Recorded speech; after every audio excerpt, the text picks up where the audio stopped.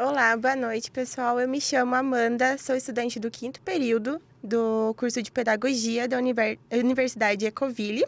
Estou aqui hoje com a minha amiga Jenis. Tudo bem, Jenis? Boa noite, Amanda, tudo bem? Eu também sou estudante de Pedagogia da Universidade Positivo no Ecoville e a gente trouxe um tema bem interessante para falar com vocês essa noite.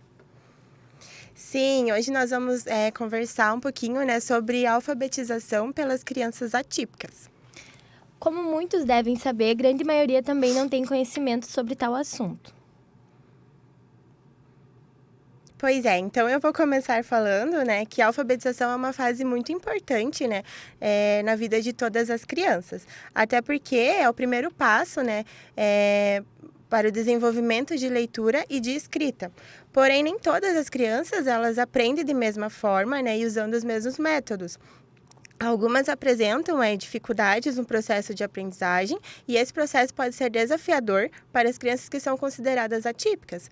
Mas, Jenis, poderia nos explicar o que são crianças atípicas? Claro, crianças com desenvolvimento atípico referem-se a indivíduos cujas características diferem dos padrões normativos estabelecidos, apresentando atributos que podem ser associados a diversas origens, tais como deficiência intelectual, transtornos relacionados à aprendizagem. E também sabemos que nos dias atuais, essas crianças estão sendo inseridas no âmbito educacional sobre a perspectiva da educação inclusiva. São crianças que apresentam condições como transtorno de espectro autista, dilexia, transtorno de déficit de atenção com hiperatividade e entre várias outras. Então, as crianças que apresentam essas condições são chamadas de crianças atípicas. Elas apresentam, na maioria das vezes, dificuldades com desenvolvimento cognitivo, motor, linguístico ou emocional. Por conta disso, enfrentam grandes desafios em relação à alfabetização. Exatamente. Então, a criança com desenvolvimento atípico, ela pode enfrentar desafios adicionais no que diz respeito à motivação. A desmotivação ela pode surgir devido a uma série de fatores, como dificuldades de aprendizagem, baixa autoestima, falta de apoio adequado e expectativas irreais ou experiências negativas na escola. E é importante reconhecer que cada criança atípica ela é única, então ela pode ter diferentes formas de lidar com a desmotivação. Isso mesmo, por isso é muito importante a gente lembrar que o papel da escola, nesse caso, é um lugar que ele fornece, um ambiente que fornece aprendizagem, socialização e oportunidades de desenvolvimento. Esse desafio que você citou, eles enfrentam também na sua vida cotidiana, então a escola pode oferecer alguns recursos especializados, como profissionais da educação e psicólogos para apoiá-los e ajudá-los a superar essas dificuldades. Exatamente, e não tem como a gente não falar de inclusão, que é uma ação extremamente importante para essas crianças, então a escola ela deve oferecer um ambiente inclusivo e adaptado às suas necessidades. Isso significa que os professores também devem estar preparados para identificar as dificuldades de cada criança, mas, no entanto, existem algumas estratégias gerais que podem ser feitas. Agora eu vou citar algumas, como estabelecer metas realistas, nisso definir as metas alcançáveis de curto prazo, que pode ajudar a criança a ter um senso de progresso e conquista no ambiente escolar. Como também reforçar as conquistas e os esforços, reconhecer e valorizar os esforços e conquistas das crianças, independente de quão pequeno seja, sempre estar ali, motivando, incentivando, dando autoconfiança à criança.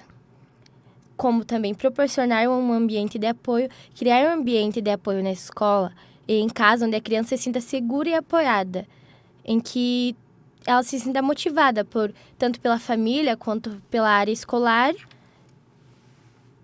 E isso inclui oferecer um suporte emocional, incentivos e recursos adequados para necessidades individuais. Também utilizar estratégias de ensino diferenciadas, adaptar as estratégias de ensino de acordo com as necessidades da criança, vendo que a criança pode se destacar melhor e, com isso, criar atividades para que a criança, como eu posso falar? Ela tenha um processo nessa aprendizagem que ela tem mais desempenho. E, Amanda, você pode citar algumas outras pra gente? Posso sim. Por exemplo, encorajar a autonomia, Permitir que a criança tenha uma autonomia e controle sobre seu aprendizado pode ser sua motivação intrínseca, né? E pode aumentar sua motivação intrínseca. Isso pode ser feito, por exemplo, dando a ela escolha dentro de limites adequados ou incentivando a tomada de decisões. Também é promover atividades de interesse. Então, identificar e incorporar atividades que sejam do interesse da criança em seu processo de aprendizagem pode ajudá-la a mantê-la motivada e engajada. E também é muito importante a colaboração com a família, né? Envolver a família nos processos educacionais e compartilhar estratégias para lidar com a desmotivação pode fortalecer o apoio à criança tanto na escola quanto em casa. Exatamente.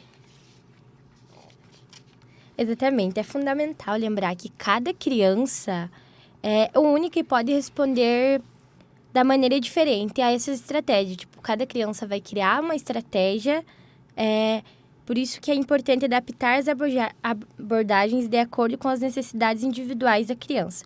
E buscar orientação sempre dos profissionais qualificados, como educadores, psicólogos, para fornecer suporte para cada criança. Isso, e é preciso também que os professores tenham uma formação adequada para lidar com essas crianças que enfrentam tais dificuldades e que tenham sensibilidade e muita paciência para acompanhar o seu processo de aprendizagem. Por isso que é importante lembrar que cada criança antes de tudo, tenha o diagnóstico preciso das suas necessidades educacionais especiais. Assim, então, podendo elaborar planos individualizados do ensino, colocando cada dificuldade e habilidade em consideração.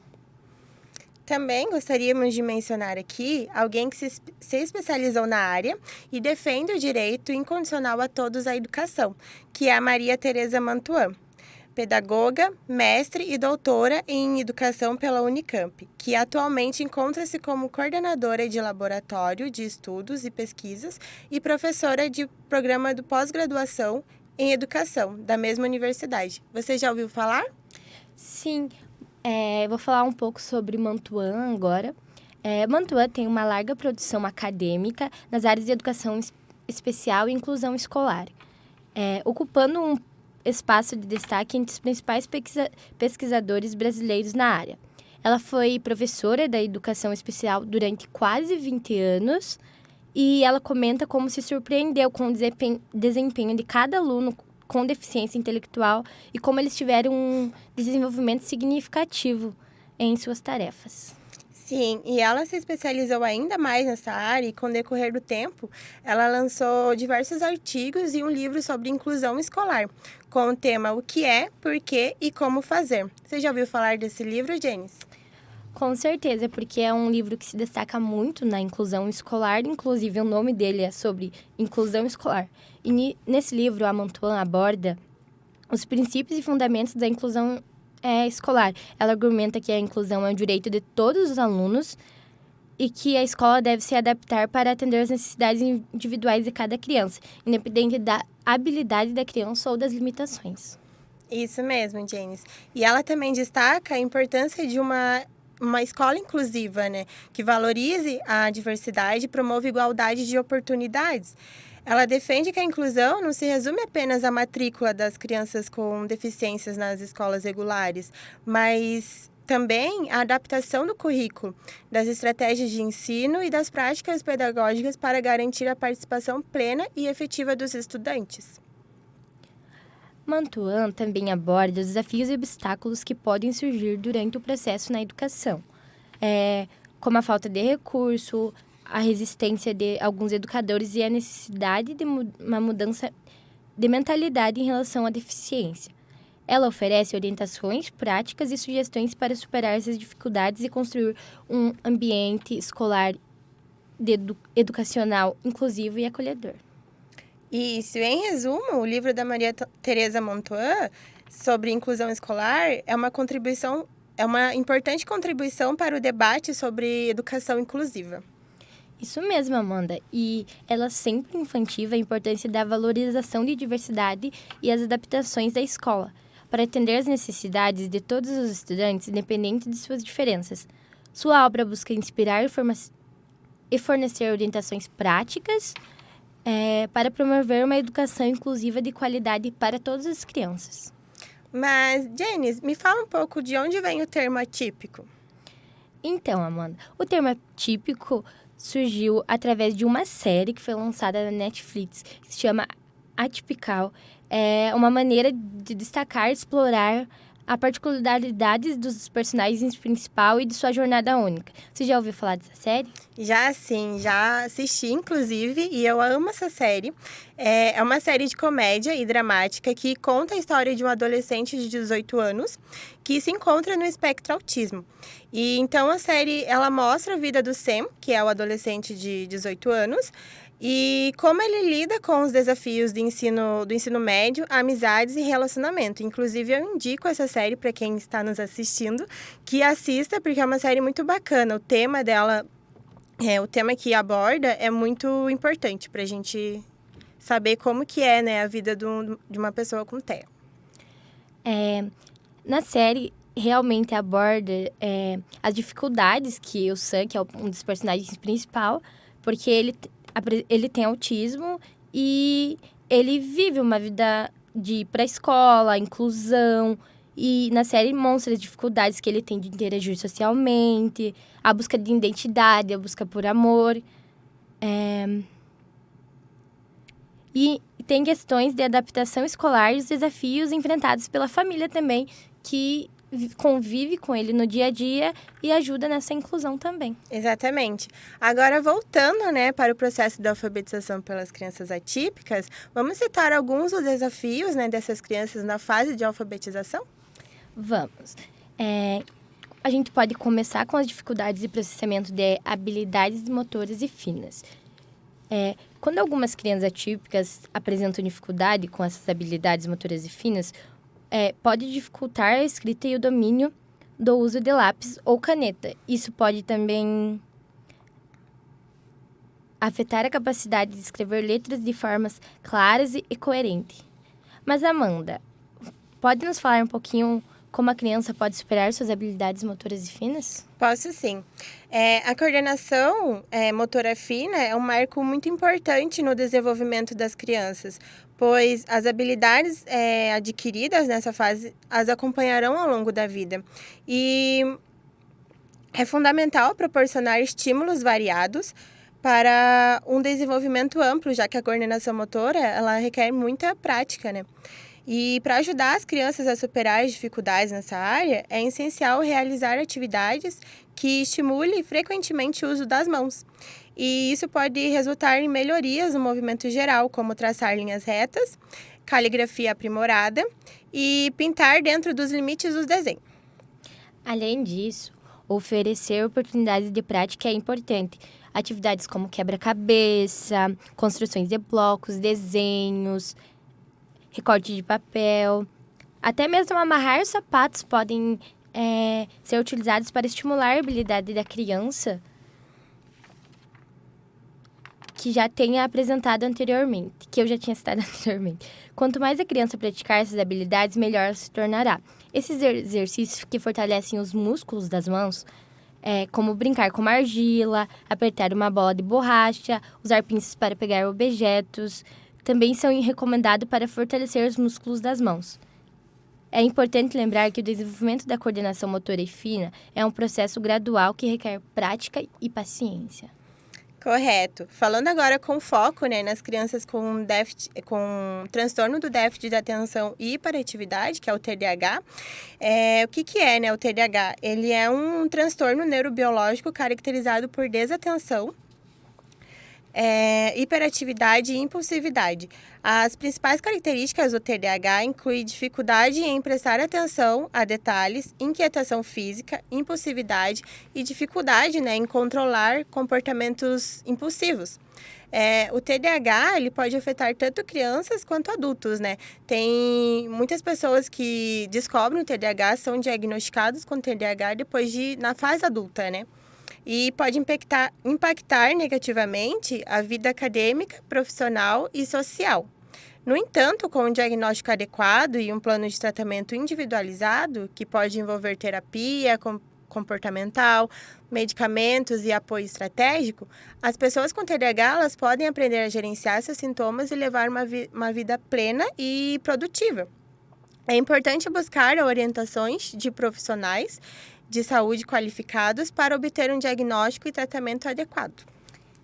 E um dos desafios também é a autonomia e a motivação, né? Algumas crianças podem enfrentar desafios emocionais e de motivação relacionados à alfabetização, você concorda? Plenamente. Se elas se sentirem frustradas, desencorajadas ou desinteressadas, pode ser mais difícil para elas se engajarem nas atividades de leitura e de escrita. Então, esses são alguns desafios, né, que a criança atípica ela pode enfrentar na fase escolar, mas é importante lembrar e reforçar que cada criança ela é única. Exatamente, Amanda. E ressaltando que também não são só as crianças que enfrentam desafio na sala de aula, os professores também. Não só em relação à criança em si, ou o comportamento e a aprendizagem, como também desafios por conta da falta de capacitação e de outros adultos no âmbito escolar, que muitas vezes não sabem lidar com a criança atípica e acabam exercendo a alfabetização de forma errônea. Você já vivenciou ou soube de alguma situação assim, Amanda? Sim. Nós, como estagiárias, né, nós presenciamos algumas situações, né, na escola, né, sobre falta de inclusão e, infelizmente, ainda existe aquele professor que enxerga a criança atípica como um problema na sala de aula, né? Mas, na verdade, o problema não é a criança, né? O problema é a falta de habilidades do professor. E outro problema também é não cumprir a legislação, pois existe uma lei, né, que assegura os direitos da criança atípica. Lá no artigo 28, item 3 da Lei Brasileira de Inclusão, determina que a escola regular ela deve se adaptar ao aluno e exige um projeto pedagógico para o atendimento educacional, especializado que atenda às necessidades e características individuais do aluno, para que o aluno com deficiência tenha acesso ao currículo escolar em condições de igualdade. Janice, você trouxe algumas dicas, né, para essa fase de alfabetização? Sim. Para esse processo, o mais recomendado é conhecer a criança, saber do que ela gosta, identificar as atividades que ela se destaca, os pontos fortes e quais horas requer mais um pouco de atenção, um apoio maior. Usar o método global para a aprendizagem de leitura e trabalhar letras e som de letras também é muito importante. E ter um plano individualizado, né, para essas crianças. Exatamente. O que chamamos de PEI, que tem a principal função de orientar e documentar instruções planejadas para os alunos com deficiência. Para elaborar o PEI, é preciso conhecer a criança, saber quais as suas dificuldades e necessidades. E lembrando novamente, né, que cada criança ela é única. Então, se na sala de aula ela tem 2 crianças de inclusão, é necessário ter um PEI para cada criança, né? Não tem como usar um PEI para as 2 crianças de inclusão, porque cada criança é única e todas elas têm suas necessidades diferentes. Exatamente. Cada uma precisa da atenção e do apoio com cada necessidade diferente, como você falou. Isso. E outra coisa bem importante é a comunicação com a família. Sempre estar mantendo contato com a família, porque a falta de envolvimento e parceria entre a escola e a família dos alunos com deficiência pode prejudicar a criança, a inclusão, no que a família deve ser considerada como um membro ativo da equipe educacional, participando das reuniões, compartilhando informações relevantes e contribuindo com suas perspectivas.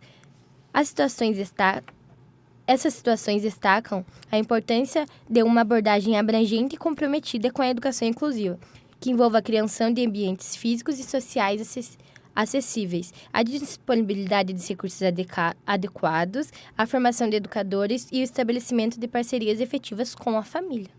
Sim, e a comunicação, né, com outros estudantes da sala também é necessária para a inclusão acontecer, né? Explicar sobre as diferenças para as crianças, incentivar a turma a acolher, né, essa criança, entender as suas diferenças também é bem importante. Sim, e para os professores é sempre importante estar buscando conhecimento, estar buscando uma educação, saber mais sobre a aprendizagem aprendizado da educação inclusiva. Aprender sobre os princípios e as melhores práticas da inclusão escolar, incluindo estratégias pedagógicas que possam ajudar dentro da sala de aula e adaptadas com métodos de ensino diferenciados e a compreensão de necessidades individuais de cada aluno com deficiência. E trabalhar em parceria, né, com profissionais de apoio, como terapeutas, psicólogos, fonoaudiólogos, para garantir que os alunos com deficiência recebam os serviços e os suportes necessários. Correto, Janice? Exatamente, porque é muito importante que eles mantenham uma comunicação aberta e regular com os profissionais para compartilhar e trabalhar junto para melhorar o processo educacional, pensando sempre na criança e sempre estar disposto a adaptar suas práticas, estar criando prática para a criança, envolvendo todo mundo para melhora. Ouvir as necessidades dos alunos e buscar constantemente maneiras de melhorar a experiência educacional de todos eles. Exatamente. Bom, pessoal, nós vamos encerrando por aqui. Eu gostaria de agradecer a Janice. Muito obrigada, Obrigada, mãe, por toda a colaboração. E agradecer o curso, né, de jornalismo da Universidade Positivo, por ter nos cedido essa sala maravilhosa para que o nosso podcast acontecesse, né? E a Rede Teia também. Espero que todos tenham gostado do nosso bate-papo. E é sempre importante estar buscando mais sobre informações, tanto da inclusão como da área escolar, que é onde começa o desenvolvimento de cada criança, né? Exatamente. Muito obrigada, boa noite. Boa noite, tchau.